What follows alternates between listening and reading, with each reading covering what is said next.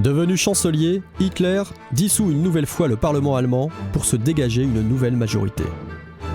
Les élections sont faussées et se déroulent dans une atmosphère de terreur organisée par les milices hitlériennes. Le cinéma, la radio, sous l'autorité de Goebbels, servent la propagande nazie. Le 27 février 1933, l'incendie du Reichstag, qui choque l'opinion publique, offre à Hitler l'opportunité de faire signer un décret au président Hindenburg, instaurant les bases légales de la dictature nazie. Sous prétexte de protéger le peuple et l'État allemand, Hitler suspend la liberté de la presse, la liberté de réunion et d'association, ainsi que toutes les libertés individuelles. La SA et la SS bâillonnent toute contestation et terrorisent tous les mouvements d'opposition. Dans ce contexte, il n'y a pas lieu de s'étonner du succès des nazis aux élections du 5 mars 1933, qui recueillent près de 17 millions de voix et remportent 288 sièges au Reichstag, soit 43% des voix. Dans les jours suivants, Hitler obtient les pleins pouvoirs. Dorénavant, le Parlement n'a plus d'autorité. Maître incontesté de l'Allemagne, Hitler peut accomplir ce qu'il appelle sa révolution nationale socialiste. Premier point, les partis politiques, les syndicats, toutes les institutions qui traduisent la diversité politique ou sociale de l'Allemagne sont supprimées. Le parti nazi seul encadre l'Allemagne. Il instaure une politique de natalité afin de développer la race aryenne. Dès le plus jeune âge, l'idéologie nazie est inculquée aux enfants. Et plus tard, ce sont les jeunesses hitlériennes qui encadrent les adolescents.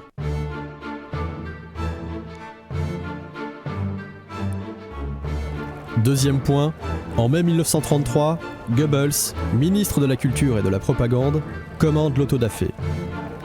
Tous les livres jugés subversifs ou contraires à l'idéologie nazie sont détruits par le feu. La Gestapo, la police secrète, pourchasse tous les opposants. Des camps de rééducation sont ouverts pour ceux qui ne sont pas assassinés. Au sein même de son parti, Hitler organise une épuration. Il ordonne l'assassinat des principaux chefs de la SA et n'hésite pas à sacrifier Röhm, l'un de ses plus proches collaborateurs. C'est la nuit des longs couteaux. Enfin, les juifs allemands sont l'objet de persécutions systématiques.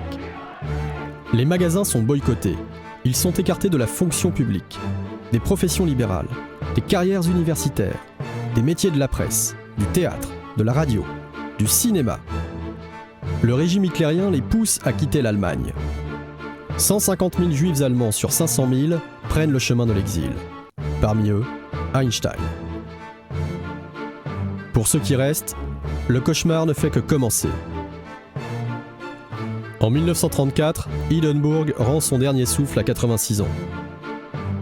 Dorénavant, Hitler cumule les fonctions de président et de chancelier.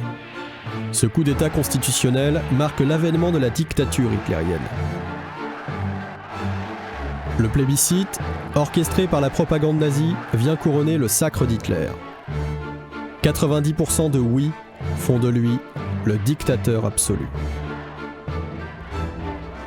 Dès lors, l'étau se resserre sur les victimes du nazisme. En 1935, au congrès de Nuremberg, Hitler égrène les lois sur la citoyenneté du Reich et sur la protection de la race allemande. Les mariages mixtes entre juifs et aryens sont interdits. Les juifs sont exclus de tous les lieux publics. En 1938, les mesures de restriction s'intensifient, sous l'impulsion de Göring. Les juifs allemands voient leurs biens confisqués. Les arrestations se multiplient. Dans la nuit du 9 au 10 novembre, les nazis organisent une terrible répression. 30 000 arrestations, une centaine de morts, 280 synagogues brûlées, 7 500 entreprises détruites. De cette nuit, on retiendra le bruit incessant des innombrables vitrines fracassées, résonnant dans les ténèbres. C'est la nuit de cristal. Les jours suivants, les nazis enfoncent le clou et condamnent la communauté juive à une amende d'1 milliard de Reichsmark. Enfin, troisième point, Hitler, dès 1933, prend des mesures économiques d'une part. Politique de grands travaux et construction d'autoroutes résorbent le chômage. et militaire d'autre part.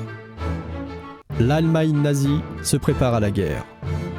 Hitler rétablit le service militaire obligatoire et remilitarise la Rhénanie, violant ainsi les clauses du traité de Versailles.